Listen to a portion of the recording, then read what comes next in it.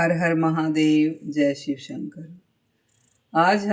आज की कथा में हम जानेंगे उभय सोमनाथ के प्रादुर्भाव की कथा और कमठ के द्वारा गर्भवास तथा मानव शरीर की उत्पत्ति का वर्णन। एक समय की बात है, नारद जी कहते हैं, अब मैं सोमनाथ की महिमा का स्पष्ट रूप से वर्णन करूंगा। जो इसका श्रवण और कीर्तन करता है वह सब पापों से छुटकारा पा जाता है। अर्जुन, पहले की बात है, त्रेता युग में गौड़ देश के भीतर दो महातेजस्वी ब्राह्मण थे। उनका एक का नाम था उर्जयंत और दूसरे का नाम था प्रालेय। उन दोनों ने एक दिन पुराण में एक श्लोक देखा। वे शास्त्रों के ज्ञाता थे। वह श्लोक पढ़कर उनके शरीर में रोमांच हो आया और श्लोक था इस प्रकार: प्रभास साधने तीर्थानि पुलत्स्याः प्रभु पदभू न यत्रिस्त्रालुप्त भैचै तस्तीर्थ मुपस्थितम्। ब्रह्मा जी ने पुलत्स मुनि से प्रभास आदि तीर्थों का वर्णन किया है। जिन्होंने इनमें डुबकी नहीं लगाई उन्होंने तीर्थों का सेवन नहीं किया। यह श्लोक पढ़कर वे बार बार इसे दोहराने लगे। तदंतर वे दोनों ब्राह्मण प्रभास स्नान के लिए घर से निकले और वनों एवं नदियों को धीरे धीरे पार करते हुए महर्षियों से सेवित कल्याणमयी नर्मदा नदी के पार तक चले गए। मार्ग में गुप्त क्षेत्र महिसागर संगम की महिमा सुनकर वहां स्नान करके पुनः वे प्रभास क्षेत्र के स्थान पर पथ पर चल दिए। यह मार्ग सर्वथा जनशून्य था। वे दोनों यात्री भूख और प्यास से बहुत पीड़ित हुए। सिद्धलिंग के समीप पहुंचकर मूर्छित हो गई। फिर दो ही घड़ी के बाद कुछ चेत में आने पर पार्ले ने उर्जंत से धैर्यपूर्वक कहा, सखे, मुझे यहाँ कुछ सुनाई पड़ा है, वह बतलाता हूँ, सुनो। तीर्थ यात्रा से थक कर मनुष्य ज्यों ज्यों स्थिर एवं कांतिहीन हो जाता है, त्यों त्यों उसके किए हुए दान से भगवान सोमनाथ प्रसन्न होते हैं। यह बात एक दूसरे से कह सुनकर मूर्छा दूर होने के बाद उज्जैन और पार्ले लौटते हुए प्रभास क्षेत्र की ओर चले। उनकी यह निष्ठा देखकर भगवान शंकर ने दोनों को प्रत्यक्ष दर्शन दिया और उन दोनों के शरीर को अपनी कृपा दृष्टि से देखकर सुदृढ़ एवं सबल बना दिया। तब ये दोनों प्रभास तीर्थ में शिवजी के स्थान को चले गए। वे ही ये दोनों सोमनाथ सिद्धेश्वर के समीप विराजमान थे। पश्चिम में उर्जयंत और पूर्व में पार्लेश्वर, जो सोमकुंड के जल में तथा महिसागर संगम में धीरे से स्नान करके युगल सोमनाथ का दर्शन करता है, वह जन्म भर के पापों से छूट जाता है। ब्रह्मा जी ने यहाँ हाटकेश्वर नामक शिवलिंग की स्थापना करके एकाग्रचित होकर उनकी स्तुति की थी।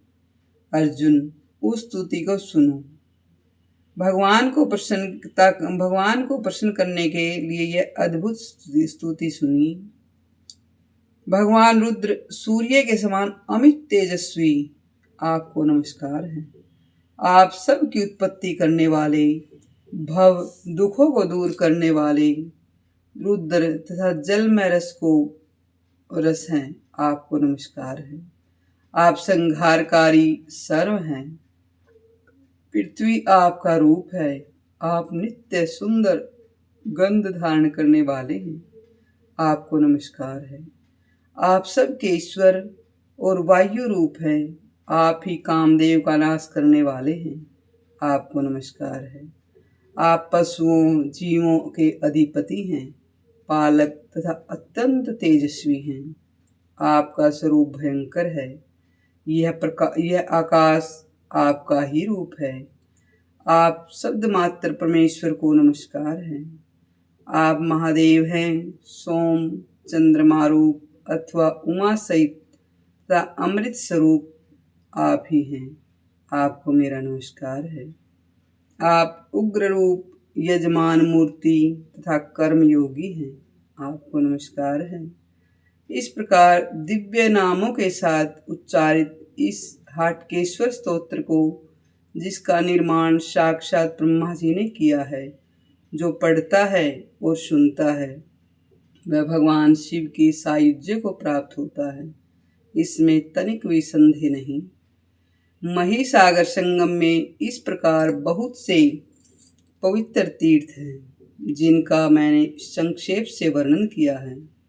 अर्जुन बोले, हे मुने, आपके द्वारा स्थापित महिसागर संगम में जो जो प्रधान तीर्थ हैं, उनका वर्णन मुझसे कीजिए। बोले शंकर भगवान की जय। कथा कहती है, हे अर्जुन, महिसागर संगम में जो मुख्य तीर्थ हैं, उन्हें मैं बतलाता हूँ। उस तीर्थ में जयादित्य नाम से प्रसिद्ध भगवान सूर्य विराजमान हैं। उनके प्रादुर्भाव की कथा सुनो। मैं इस महिसागर संगम की स्थापना करके कुछ काल के अनंतर भगवान सूर्य का दर्शन करने के लिए उनके लोक में गया। वहाँ प्रणाम करके मैंने आसन पर बैठ जाने के बाद सूर्यदेव ने अर्घ्य देकर मेरा पूजन किया और हंसकर मधुर वाणी में कहा, विप्रवर, आप कहाँ से आए हैं और कहाँ जाएंगे? मैंने उत्तर दिया, प्रभो, मैं भारतवर्ष के महीनगर से आपका दर्शन करने के लिए यहाँ आया हूँ। सूर्यदेव बोले, आपने जो वहाँ स्थान स्थापित किया है, उसमें जो ब्राह्मण निवास करते हैं, उनके गुण मुझसे बतलाइए। वे ब्राह्मण कैसे गुणों से युक्त हैं, यह भी समझाइए। भगवान सूर्य के ऐसा पूछने पर मैंने उत्तर दिया, भगवान, यदि मैं उनकी प्रशंसा करता हूँ तो मुझ पर यह दोष लगाया जा सकता है कि यह अपने आत्मीय जनों की स्तुति करता है, और निंदा के तो वे पात्र है ही नहीं। फिर निंदा कैसे कर सकता हूँ? दोनों ओर से ही संकट है। अथवा उन महात्मा ब्राह्मणों की महिमा तो अपार है। यदि मैं उनसे बहुत घटा करके कहा, तब तो मुझे महान दोष ही लगेगा। अतः मेरी यह सम्मति है कि यदि आप मेरे द्वारा पूजित द्विजेंद्रों की महिमा श्रवण करना चाहते हो तो वहाँ चलकर उन्हें देखें। मेरी यह बात सुनकर भगवान सूर्य को बड़ा विस्मय हुआ। वे बार बार कहने लगे, मैं स्वयं ही चलकर उनका दर्शन करूँगा। यूँ कहकर भगवान भास्कर ने मुझे तो विदा कर दिया और अपनी योग शक्ति के प्रभाव से आकाश में तपते हुए भी दूसरे स्वरूप से समुद्र के तट को चल दी। उन्होंने महातेजस्वी वृद्ध ब्राह्मण का रूप धारण कर लिया। त्रिकाल स्नान की से जैसे पिंगल वर्ण की छटा हो जाती है, वैसे ही वर्ण की छटा धारण किए हुए उन महात्मा को मेरे ब्राह्मणों ने देखा। फिर तो वे हारित आदि द्विज अपनी ब्रह्मशाला से उठकर ब्राह्मण देवता की ओर दौड़ पड़े। उस समय उनके नेत्र हर्ष से खिल उठे। नए आए हुए श्रेष्ठ द्विज को नमस्कार करके वे सब के सब प्रसन्नता पूर्वक बोले, विप्रवर, आज हमारा दिन बड़ा पुण्यजनक है। आज यह स्थान परम उत्तम है, क्योंकि आपने स्वयं कृपा करके यहाँ पदार्पण किया है। इसमें संदेह नहीं है कि उत्तम ब्राह्मण कृपा करके ही किसी धन्य गृहस्थ को पवित्र करने के लिए उसके घर अतिथि के रूप में पधारते हैं। अतः आप इन पैरों से चल फिरकर आज हमारे गृहों यानी घर को पवित्र कीजिए। साथ ही दर्शन, भोजन और विश्राम भी कीजिए। और दर्शन भोजन के साथ ही हमारे सहित स्थान को भी पावन कीजिए। अतिथि बोले, ब्राह्मणों, भोजन दो प्रकार का होता है, एक प्राकृत और दूसरा परम। अतः आप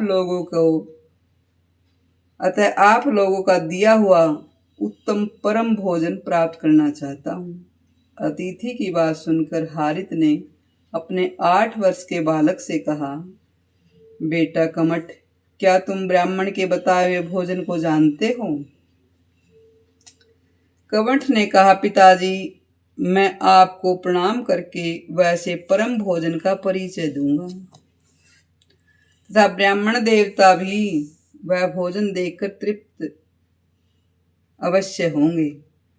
प्राकृतिक यानी प्रकृति आदि 24 तत्वों के समुदाय को जो तृप्त करता है वही प्राकृत भोजन कहलाता है। वह 6 रसों और 5 भेदों वाला बताया गया है। उसके भोजन करने से शरीर रूपी अक्षेत्र तृप्ति को प्राप्त होता है।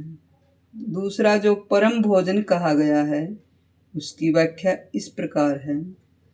परम कहते हैं आत्मा को, उसका जो भोजन है वही परम भोजन है। अतः नाना प्रकार के धर्म का जो श्रवण है उसे अन्न कहा गया है। अक्षेत्रज्ञ आत्मा उस अन्न का भोक्ता है और दोनों कान उस अन्न को ग्रहण करने के लिए मुख है। पिताजी, वही परम भोजन आज मैं इन ब्राह्मणों देवता को दूंगा। विप्रवर, आपकी जो इच्छा हो पूछिए। विद्वान ब्राह्मण की इस सभा में अपनी शक्ति के अनुसार मैं आपको संतुष्ट करूंगा। कमठ की यह बात सुनकर अतिथि ब्राह्मण मन ही मन उसकी सराहना करने लगे और यह प्रश्न उपस्थित किया कि जीव कैसे उत्पन्न होता है। बोलिए शंकर भगवान की जय। आपको यह कथा कैसी लगी हमें कमेंट में अवश्य लिखिए। हर हर महादेव, जय शिव शंकर।